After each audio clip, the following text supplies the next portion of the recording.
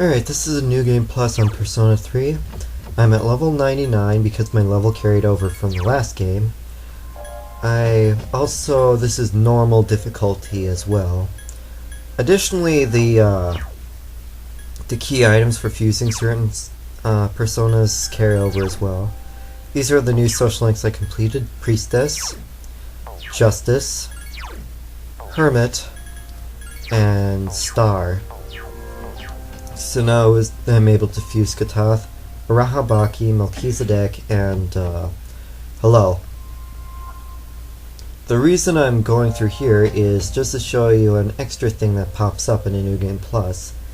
I nicknamed this the Scary Door, but this is basically a new dungeon with really tough enemies. So what I did was, this is my little playground here for leveling up my characters, and at this point in time, that's how I and Agus got to level 99.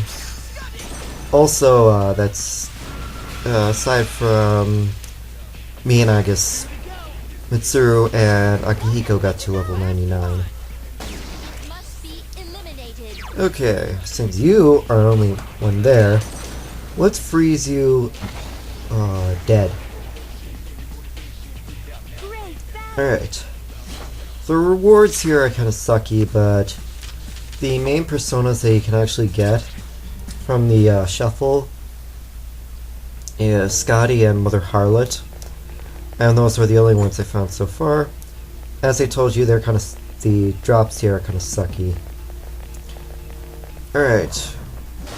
Whoa. The best way to survive in this area, especially if a lot of your allies are at a lower level, one of the things I would suggest is try and ambush the enemies. Because if you are ambushed and you receive an enemy advantage, you're kind of outgunned.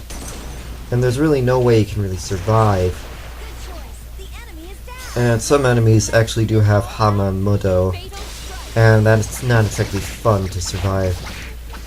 Well, at this point in time, I actually equipped something called a Radiant Halo to my character, so I'm completely immune to light attacks. However, that doesn't stop Mudo attacks. Alright, let's keep moving. Well, I usually hang out here for two reasons. One, to level up my personas, and another to level up my characters. Whoa. Caught you before things went bad. So, one of the things I should suggest here is exploit weaknesses is the best way of surviving. And these enemies are actually weak to Slash and Strike. So that's why I used Azura with Akasha Arts. So, if you do this, if you notice that in a lot of this I pull off a odd attack each time, that's the best way of actually getting rid of these enemies. However, there are two that have no weaknesses, and I suggest watch out for them. One is the floating eyeball sort of thing. It's completely immune to magic, except for light and dark. The other is, looks like a rock giant sort of thing with a sword. And it's completely immune to physical attacks, light and dark. So, you're kind of in a bad sort of state if you're fighting those. So I suggest if you don't think you can survive, it never hurts to actually leave. Alright. That worked. Fortunately, since I need to level up Azura, I'm just gonna see if I can boost experience. Plus, Junpei and Koromaru are not that far behind. Another tool for survival here is, well, in the case for Junpei, me, and Koromaru, what I have equipped is some of the really rare weapon thingies. That what they do is they add 10 to all stats. So basically, it's you get like 10 strength, endurance, luck, etc. Alright, let's just go Skatat. I have Mabufadine for her. And I'll switch things up a bit. So, if you're wondering what the weaknesses are, I suggest use Fuka as much as possible. That's the best way you're going to survive. Also, in a New Game Plus, you get 2 extra quests from Elizabeth.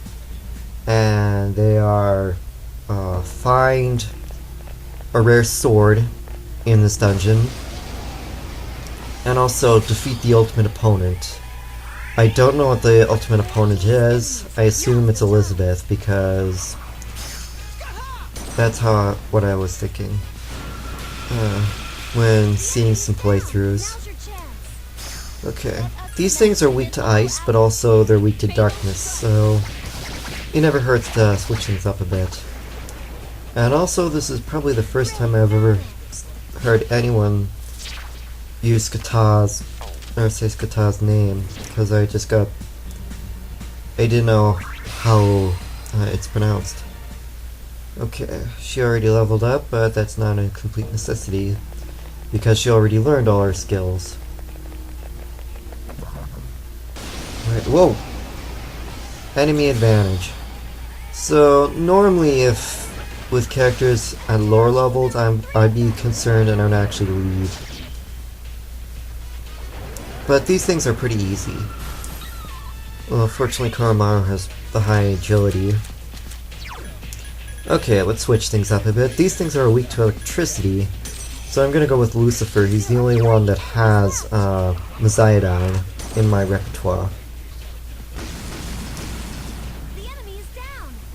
And normally, if you just start out this dungeon, these things would probably be a pain, and it'll take a lot of all-out attacks to actually get rid of them completely. So, just be careful. And if you're going to explore this dungeon, I suggest try and switch things up by having a persona with a really powerful elemental spell, like one of each. Basically anything with a preference for all magic, light and dark, and different physical attacks. Okay, electricity is useless, but not darkness, so let's pull this off. These things are also annoying because they use Hama, or Hama spells, and Infuriate. So let's wrap this up.